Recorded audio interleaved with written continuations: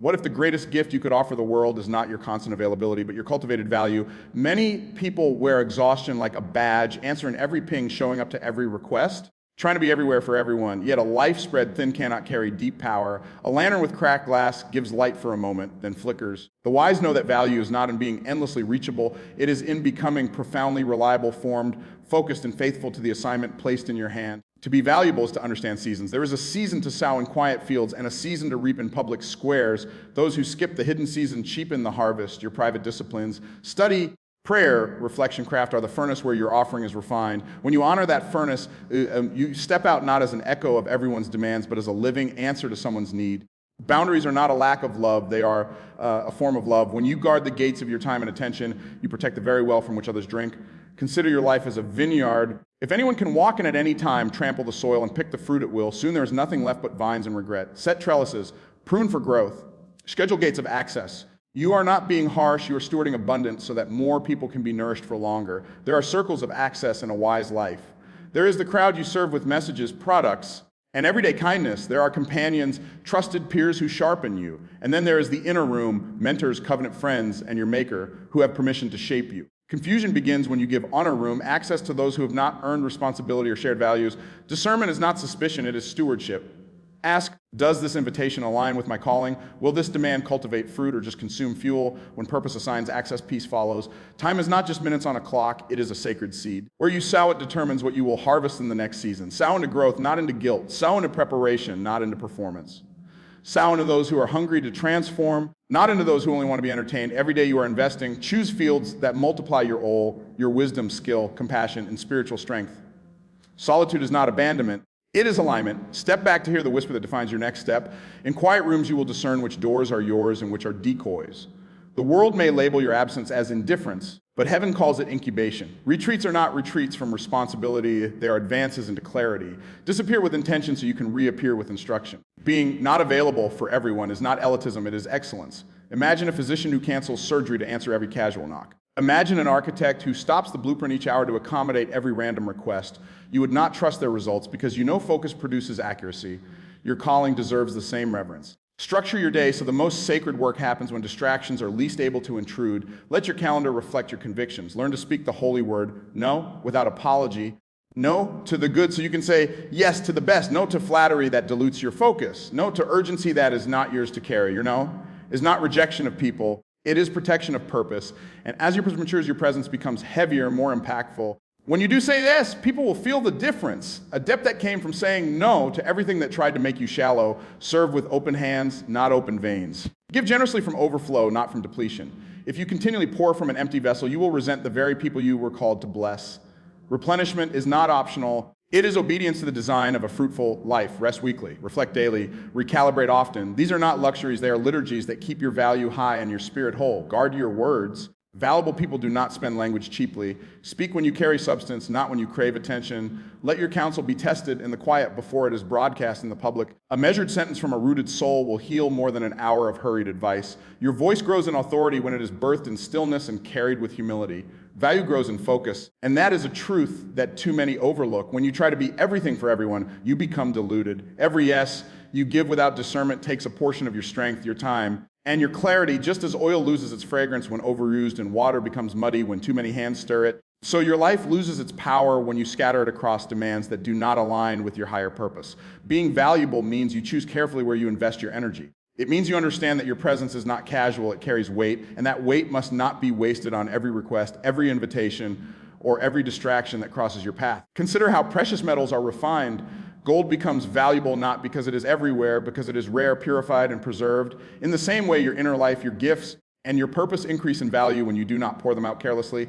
Every time you say yes to something that does not align with your true calling, you're saying no to something that could have carried eternal impact. That is why wisdom is not just in doing many things, it is in doing the right things. Availability without boundaries cheapens your worth, but focused presence reserved for the right moments multiplies your influence. People often confuse love with constant access, but love does not mean living without limits. In fact, without limits, you cannot give real love because you will be too exhausted to offer your best. Imagine a lamp that tries to shine all day without oil. It will burn out and its light will fade when it is most needed. To be valuable, you must guard your oil, you must choose the seasons when you give, and you must preserve yourself for the assignments that matter most. Not everyone is meant to have your ear, your time, or your focus. Some people only consume while others draw out your potential. The wise know the difference and they give accordingly. Every no you say to the wrong demand is a yes to the deeper work that builds your destiny. When you refuse to let business scatter your strength, you make space for clarity, growth, and preparation. This is how value is built, by focus, not by overextension. And it is not selfishness to protect your focus. It is stewardship. You are not called to be drained by everything that calls your name. You are called to be filled, strengthened, and directed so that when you do step into a room, you bring transformation and not just presence. So value grows in focus. Every chosen no preserves your oil, and every intentional yes pours that oil where it multiplies. Think of your life as a vessel. If you pour it out everywhere, it will soon run dry. But if you pour it where the soil is ready, where the seed will take root, your value will not only remain but will increase. Be wise with your focus, for your focus is your treasure. And treasure was never meant to be scattered on every street. It was meant to be invested where it brings lasting fruit. That is how you stop being merely available and begin living as truly valuable. Boundaries are sacred stewardship of your calling, not walls of pride. This truth is often misunderstood because people equate boundaries with rejection, with shutting others out, or with arrogance. But in reality, boundaries are not about pushing people away. They are about protecting what is holy within you. Every life has been given a divine assignment, and that assignment requires care, focus, and strength. If you allow everything and everyone to have unlimited access to your heart, your mind, and your time, you will quickly discover that your calling becomes diluted and your spirit becomes wary. Boundaries are the invisible fences that keep the vineyard of your life fruitful, not trampled. When you fail to set boundaries, you become like an open field without gates. Anyone can enter, pluck what they want, leave their debris behind, and move on. After a while, what was once fertile and green becomes barren and broken. A calling without boundaries suffers the same fate. People who are driven by need, urgency, or selfish desire will constantly pull on you, and if you never discern where to draw the line, you will lose the very strength that made you valuable to begin with. To honor your calling is to protect your soul from this draining cycle. Boundaries are not selfish. They are an act of reverence to the one who entrusted you with purpose. True love is not measured by how much of yourself you give away recklessly, but by how wisely you preserve yourself so that your giving is meaningful, consistent, and life-giving. If a spring of water allows everyone to drink without limit, but never replenishes, it will soon run dry and leave a desert where a river was meant to flow. In the same way, if you give constantly without boundary, without time for restoration, you will end up bitter, depleted, and ineffective. Boundaries ensure that the flow remains pure and the river continues to nourish. They allow you to pause, refill, and return stronger. Boundaries also reveal identity. When you know who you are and what you carry, you no longer allow random voices to dictate your path. You understand that not every request deserves a response and not every opportunity is meant to be pursued. You begin to choose engagements that align with your destiny rather than scattering your attention on distractions. In this way, boundaries are not barriers, they are signposts. They remind you of your direction, your priorities, and your sacred trust. And when others see you uphold them, they may resist at first, but over time, they will respect the strength and clarity with which you live. There will always be people who misunderstand your boundaries. Some will accuse you of pride, others will call you distant or unkind, but wisdom recognizes that their discomfort does not define your obedience. You are not called to please every voice. You are called to steward your life in a way that multiplies its fruit. If you surrender your boundaries to please people, you trade eternal impact for temporary approval. But when you guard your space, you preserve the depth, power, and clarity needed to fulfill your purpose. Even in sacred texts and spiritual principles, there is a rhythm of boundary, times of engagement and times of withdrawal. Moments of speaking and moments of silence, seasons of pouring out and seasons of being filled. If the most profound lives needed rhythm and restraint, how much more do we? Boundaries are not about hiding. They are about choosing the right time, the right place, and the right way to give. They allow you to show up fully rather than half-heartedly. So let go of the fear that boundaries make you less loving. They make you more loving because they preserve you for the long journey. They protect the treasure within you so that it is not squandered but invested wisely. They guard the vineyard of your soul so that it remains abundant for years to come. When you honor your calling by setting boundaries, you declare that your life is not random, your time is not cheap, and your purpose is not disposable. You are valuable, and your value deserves protection. Access is assigned by purpose, not granted by pressure. Many people live their lives exhausted because they have confused kindness with access, thinking that to love others means to allow everyone into every corner of their life. But wisdom teaches that while love is freely given, access is carefully granted. You can love all, serve many, but only allow a few into the inner room of your heart. This is not rejection, it is discernment.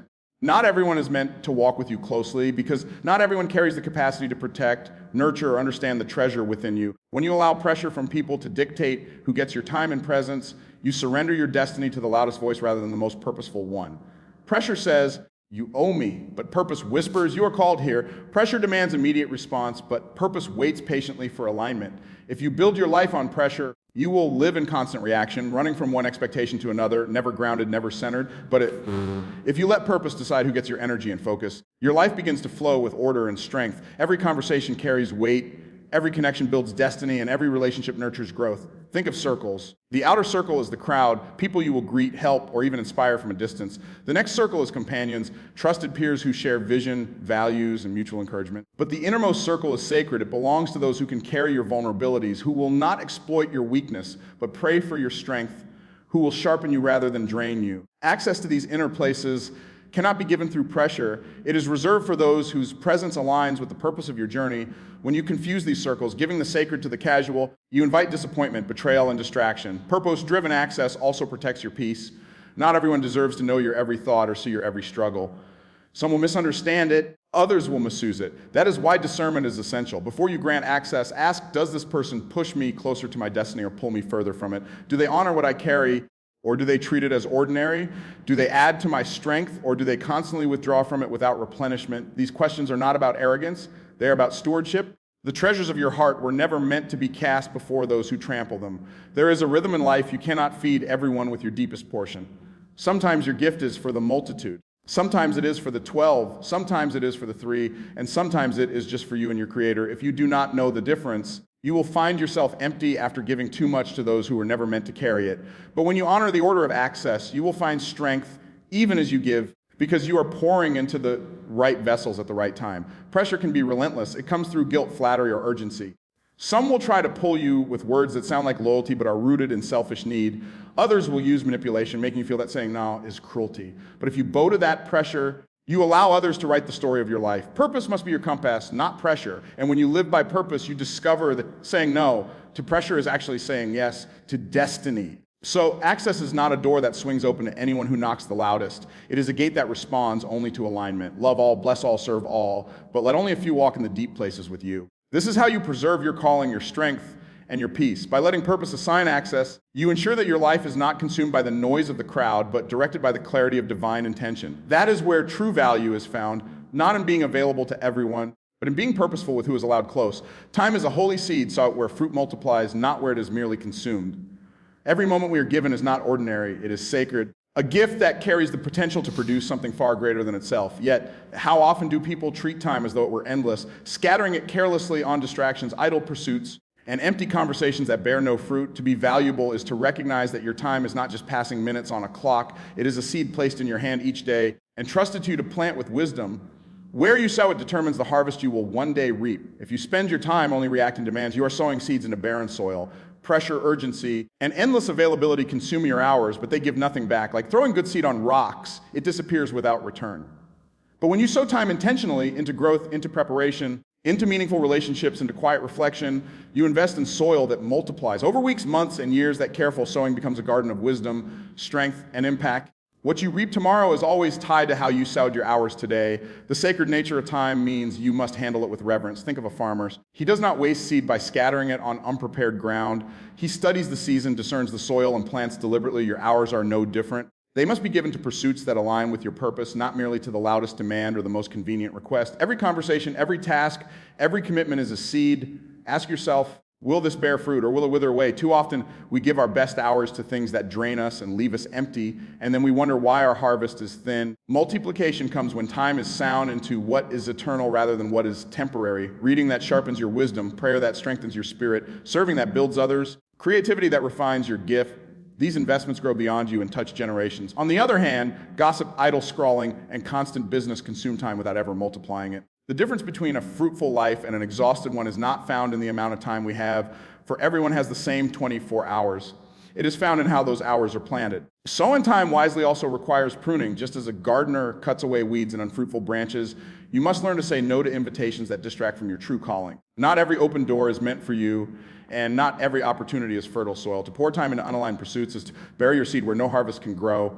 It takes courage to guard your time, to protect it fiercely from those who treat it lightly. But when you honor time as sacred, you begin to see it expand in fruitfulness. 1 hour of focused, Purposeful labor can accomplish more than 10 hours wasted in scattered effort. Rest, too, is part of sowing. The farmer does not sow endlessly. He allows the soil to recover so it can yield again. Likewise, your time must include rhythms of rest and replenishment. To neglect rest is to exhaust the soil of your life, leaving it barren. But when you honor the cycle of work and renewal, your time produces abundance without burning you out. Rest is not wasted time. It is sacred sowing into future strength.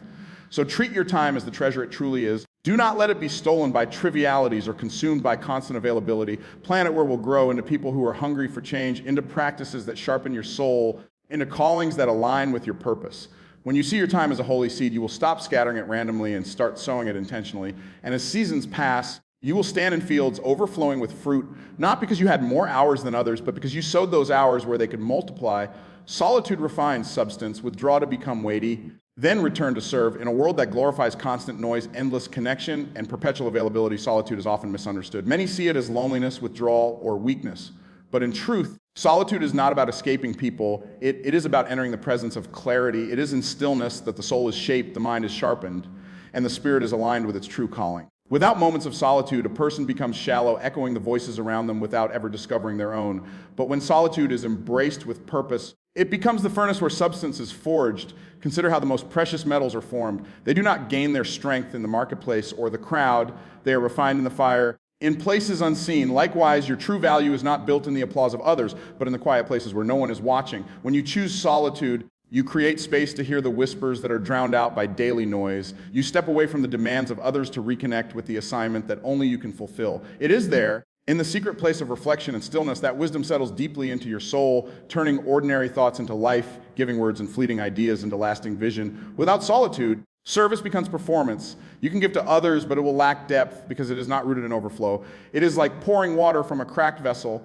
It may quench a thirst for a moment, but it will not last. Solitude repairs the cracks, fills the vessel, and ensures that when you do return to people, you are not giving fragments, but fullness. Those who neglect solitude often find themselves drained, bitter, or mechanical in their giving, but those who honor solitude return with a richness that others cannot explain because their substance was formed in silence. Solitude also brings discernment. When you are surrounded by voices, it is difficult to distinguish between what is urgent and what is important, between what is demanded and what is destined. But when you withdraw, perspective clears, the fog of confusion lifts, and you begin to see which paths are distractions and which are assignments.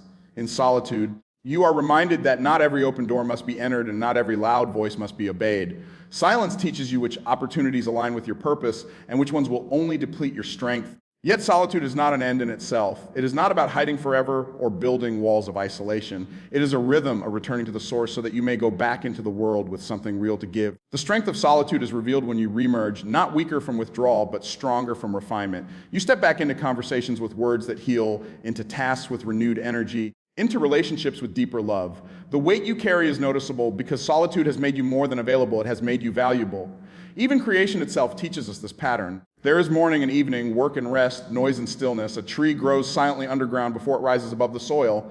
A seed remains hidden before it bears fruit. Life multiplies in cycles of concealment and revealing. When you honor solitude as part of your rhythm, you align yourself with this divine pattern. You stop fearing silence, and instead, you embrace it as the birthplace of strength. So do not resist solitude. Step into it intentionally. Let it refine your character, deepen your wisdom, and sharpen your vision. Understand that solitude is not withdrawal from purpose, but preparation for it. And when you remerge from those sacred moments, you will not return as you were.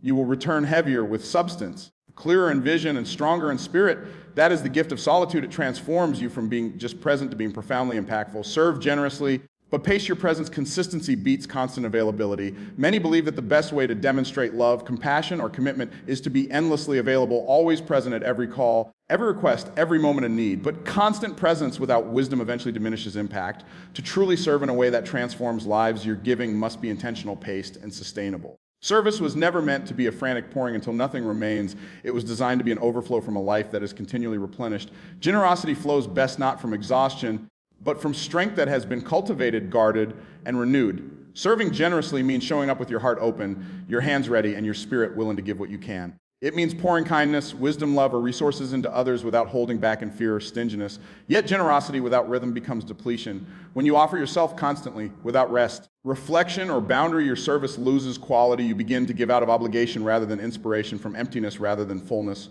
People may see your face, but they no longer feel your essence because you are stretched too thin. True service is not about being everywhere at once. It is about being fully present where with enough strength to make your presence meaningful. Pacing your presence is wisdom.